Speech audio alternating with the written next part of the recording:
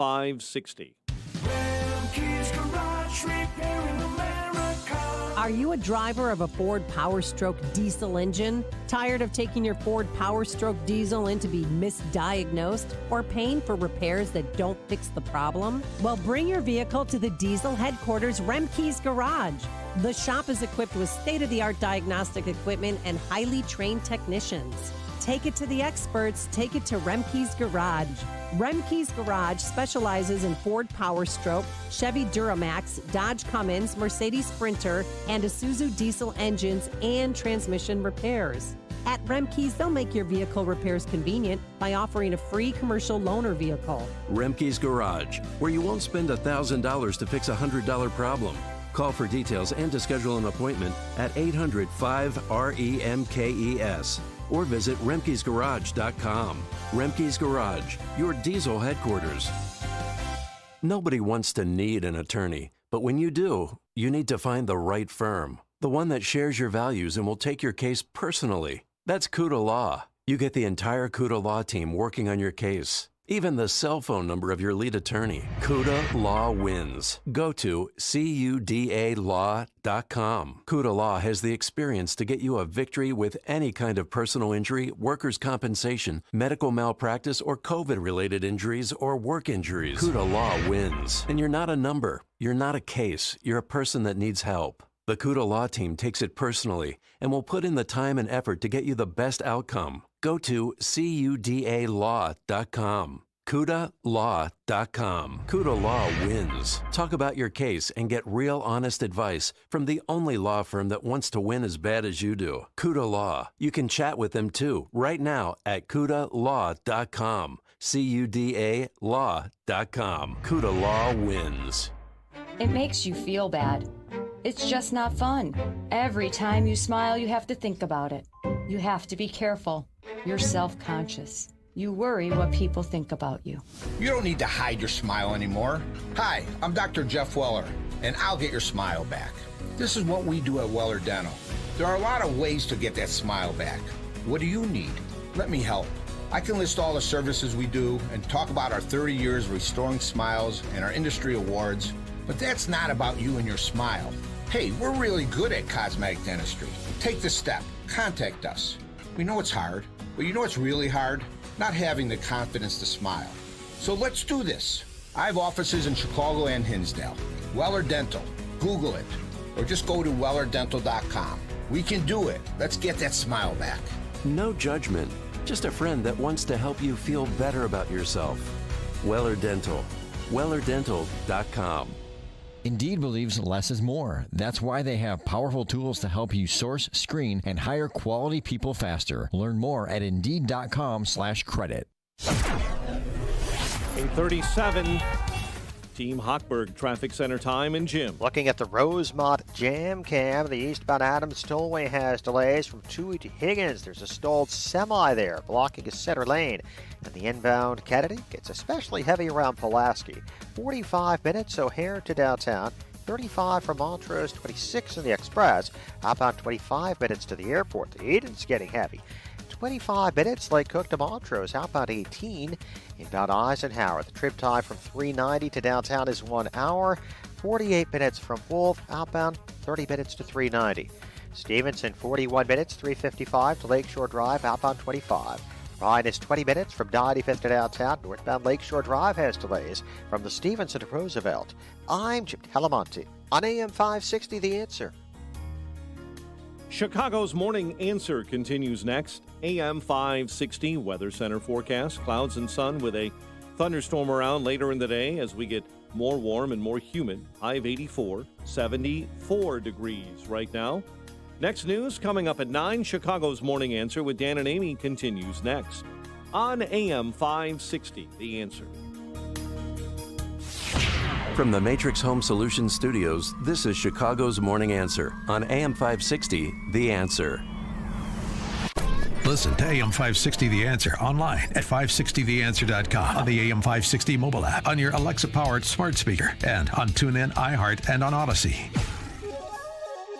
If you're looking for the latest news, insight into what it means, and the sharpest opinion, there's only one station in Chicago where you can turn, and it's this one. We're AM 560. The Answer. Good morning, Dan and Amy. Florida Governor Ron DeSantis continues to really turn in one great performance after the other on one great policy choice after the other.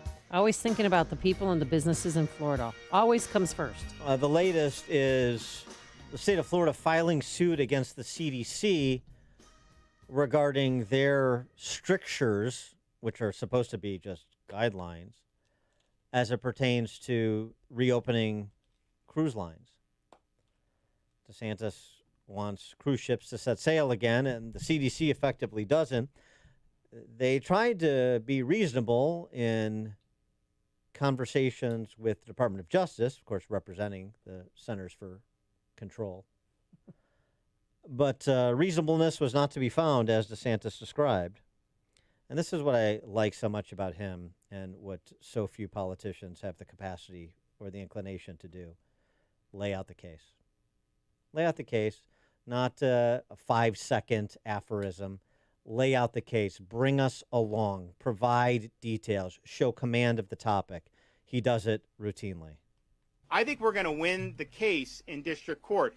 There was a mediation attempt. We were basically saying, like, honestly, just let them sail. Fine. But they're very unreasonable at DOJ. They believe, so the kids aren't permitted to be vaccinated under the EUA, and they're at such little risk. Most parents are going to decide not to do that because you don't know what the potential problems are going to be.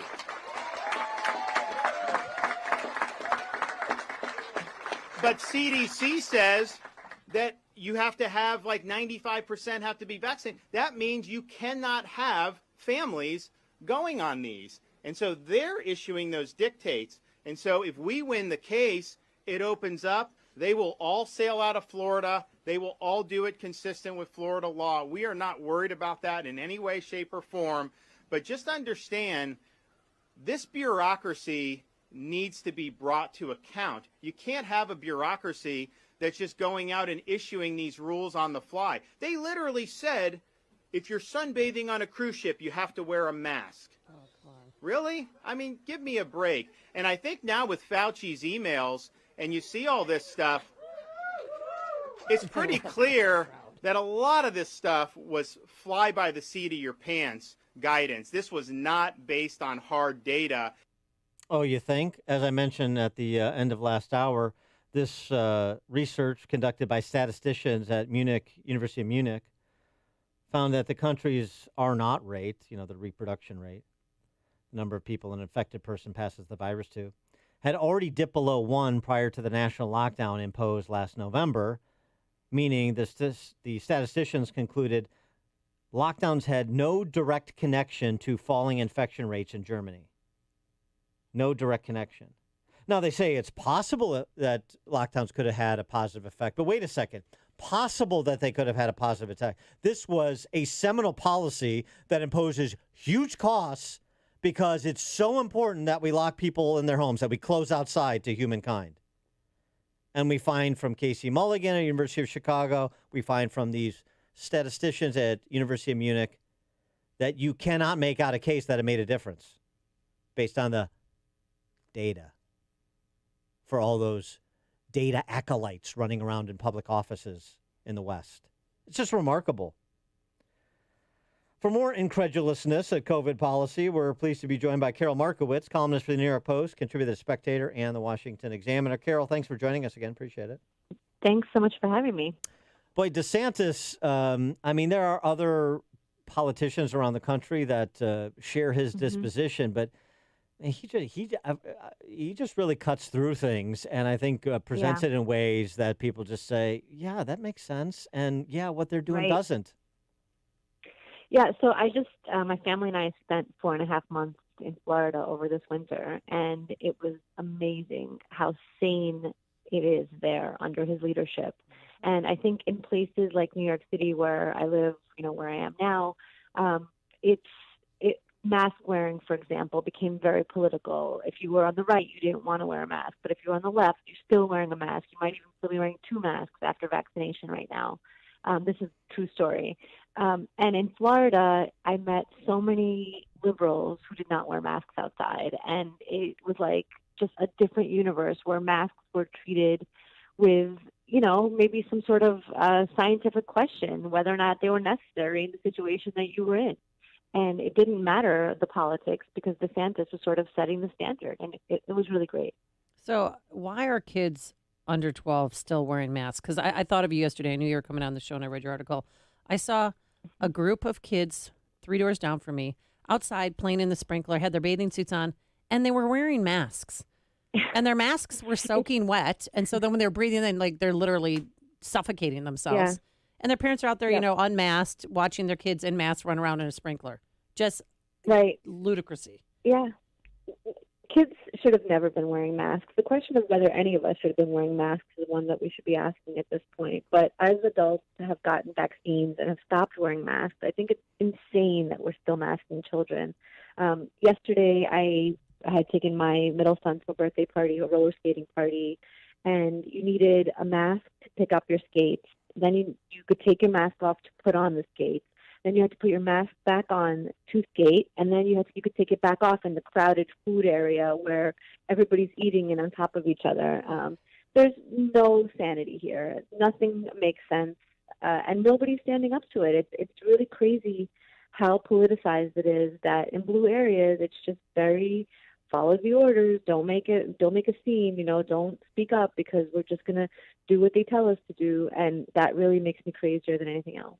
Yeah, and if you're a public health scientist with decades of infectious disease expertise and you're employed at Harvard Medical School, that doesn't matter if you take the wrong position. To wit, Martin Kulldorff, professor we've spoken with a lot on this show, he has a good piece that spiked. 2 key COVID facts were quickly obvious to me. First, the early outbreaks in Italy and Iran. From the early outbreaks there, it was a severe pandemic would spread to the rest of the world, resulting in many deaths. That made me nervous. Second, based on the data from Wuhan, there was a dramatic difference in mortality by age with over 1,000-fold difference between the young and the old. This was a huge relief because he's a single father with a teenager and 5-year-old twins. And so for all the Spanish flu comparisons, this was very different than the Spanish flu because children had much less to fear from COVID than from annual influenza or traffic accidents for that matter. But what he goes on to say is, so we closed schools and nursing homes went unprotected. When that happened, I picked up a pen to try to offer my views on this as somebody who's got some expertise in the field. And I couldn't find any takers except in his home country of Sweden. Instead of life, we got lockdowns and death. Instead of understanding the pandemic, we were encouraged to fear it. And anybody that suggested to the contrary was marginalized. And this is Kulldorff, this is Jay Bhattacharya at Stanford, this is Sunetra Gupta at Oxford.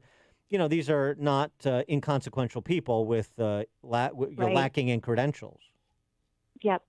It was really one of the scarier things of the last 15 months is where groupthink became so prevalent and so just demanded. There was no nonconformity allowed at all. There was no outside thought or questions or anything allowed at all. I hope that as we exit this pandemic, we can ask questions about what went on in the past, at least. We clearly couldn't do it in the moment. Our media was completely derelict in their duties and continue to be in so many ways. And I hope that as it recedes into the background, we can maybe do a fuller investigation of what happened and what went wrong and what we should never, ever, ever repeat. And, I noticed yesterday Dr. Fauci was with Dr. Jill Biden. Dan doesn't not a doctor. Not a doctor, but that's what the media said. They're at a vaccination clinic in Harlem. So clearly the Biden administration. about Fauci. Actually. Oh, okay. Yeah. But clearly the Biden administration is standing behind them because they didn't need to have him tag along, but they chose to. Right. Yeah, I think he still remains a hero on the left. Again, I think it's really unfortunate that everything became so politicized. But as I point out in my column today, I think there's a lot of questions remaining for Fauci and whether the media should ask them, which they, haven't done at all, or it should be under oath in front of Congress. He needs to answer them. He needs to answer what happened between the point where he said that masks were ineffective because the virus is too small. And at that point, he was referring to medical masks, not the cloth masks we wore all year. And he needs to say, like, did the virus grow? Did something change? He keeps saying the science changed. Well, show us. Tell us. Explain to us where the science changed. Mm-hmm. Yeah. And what he knew about schools, too, because he advocated for schools to be closed. Well, it's a big deal because, it affected millions of children. If he would have just told the truth and what they were doing in Europe, we should have been doing here all along. He's not going to get tagged with that. But Fauci is still the crosshairs are still on him, and I'm talking about from the left. If he becomes a liability as it pertains to the Wuhan virology lab, that to me seems the most likely scenario in which I'm sorry, Tony, but you're a liability. You got to go. And we're going to cry crocodile tears at your departure, but you're the fall guy in whatever was going on between our public health institutions and the money flowing to Wuhan and the whitewashing of the suggestion that there was a lab leak from the beginning. That to me seems to be where he has most vulnerability, because you've got too many politicians in blue states mainly that are, but not exclusively, that are tied to lockdowns and school lockdowns and ridiculous school policies that persist. Mm-hmm. Yeah, he absolutely politicized the school issue as well. If he had led the way on it, if he had stayed firm on schools should open, which he was originally, but then, of course, the teachers' unions and the Biden administration got to him and had him dial that back, he would have made a big difference in the lives of children, but he didn't. And, another point about him is you don't have to hate him. He wasn't evil. He was just extremely incoherent and a really poor communicator, and generally just not who we needed to see on our TV, constantly contradicting himself. So we don't need to believe that Fauci's a criminal in order to say he did a really bad job and he should not be, in charge going forward. But as it pertains to the schools, I know you've written a lot about this in New York as a mom of school-age children. The big headline, in-person classes to resume in the fall in New York City, but that's with stipulations about wrapping your kids in saran wrap and standing them in idiot circles and all that stuff. I mean, it's not going to be how it should be. Right. I'm very worried about the fall. I know so many people aren't, and they sort of think it's fine now. But if the schools don't relent, if the teachers' unions don't relent on the 3-foot CDC rule, I don't see how schools open in places like New York City or Chicago. Because, in my kids' classrooms, my kids are all public school kids, they had like 3 inches of space between them pre-pandemic. 3 feet? They don't have space for 3 feet. The only reason they have space for that right now is because 60% of New York City kids are still doing remote. Right. When those 60% want back into the system, if they're asked to maintain 3 feet, I don't see how it works. Yeah, Carol, I'm with you. I've got 2 kids in the same situation, public schools, and I asked the mayor about that over the weekend because, if you don't, 3 feet is where the desks were before. So, again, if we don't have that 3 feet, it's not going to work. But didn't de Blasio come out and say absolutely no remote learning? Well, yes, sure. But, de Blasio said lots of things. Right. The thing is, he is... Like you can take anything they say to the bank, right? Right. It's funny because he actually was a really good advocate for schools opening. He just does not have the political power to do it. He's extremely weak as a politician. You could see in all of his statements throughout the year, I believe him. He wanted schools to open. He never really wanted them to close. I fully have faith in that. But he could not stand up to the teachers' unions. His will was just too weak. And I have no faith that he'll grow a spine by September. No. Also, he's extremely incompetent. It's the double header of incompetency and weak. And nothing gets done under him. Well, maybe by the time the fall rolls around, there'll be less than half the people in places like New York and Chicago that there used to be. So you have plenty of space. Maybe that. Hey, I might be one of them. Yeah, well, there you go. What about this mayoral election coming up? What would, for example, he's the front runner. I know it's still up for grabs, but what would an Eric Adams as mayor of New York City mean from your understanding as it pertains to the schools? Yeah. So I have some faith that an Eric Adams or Andrew Yang mayoralty would be better than a Bill de Blasio one, but it's very hard to say. And it's also, this is our first ranked choice election, so it's really hard to predict what's going to happen. I don't really, I'm really deeply into politics, and I don't quite understand how ranked choice voting works. And I think a lot of New Yorkers don't. So it's going to be extremely interesting to see how this first-time ranked voting election is going to play out. Again, I think that they might be better, but also the election wouldn't happen until November, so it would still be Bill de Blasio opening schools or getting things together for September. Right. So I don't have a ton of faith. She is Karol Markowicz, columnist for the New York Post, contributor to the Spectator and the Washington Examiner as well. Karol, thanks as always. Appreciate it. Thank you so much. Thank you. Thank you. And she joined us on our turnkey.pro answer line. You listen, the more you'll know. This is Chicago's Morning Answer. Morning Answer on AM 560. The Answer. You have faced uncertainty and anxiety, and now your retirement is looming. You might be asking yourself, did I put enough away? Will I have to pay a lot of taxes? Will my spouse be okay if something happens to me? Total Clarity Wealth Management can offer answers and help alleviate your anxieties. With a professional team of financial advisors and CPAs, they can